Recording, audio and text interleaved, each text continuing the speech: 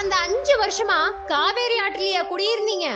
இப்பவாவது உங்களுக்கு தண்ணீர் பிரச்சனையும் மின்சார பிரச்சனையும் ஞாபகம் வந்ததே, அது வரைக்கும் சந்தோஷம்.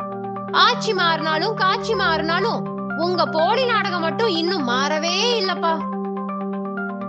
வேளாங்கண்ணில சீரான குடிநீர் மின்சாரம் இல்லைன்னு இப்ப திடீர்னு வந்து சாலை மறியல் பண்றாங்களே, இதுக்கு முன்னாடி நடந்த ஆட்சியில மட்டும் நேரத்துக்கு நேரம் தண்ணீரும் கரண்ட்டும் வாரி வாரி வழங்குனீங்க.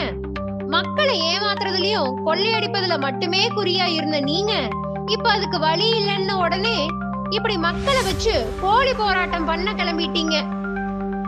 இது என்ன, தண்ணிக்காக போராடுறவங்க கையில எல்லாம் திமுக கொடி?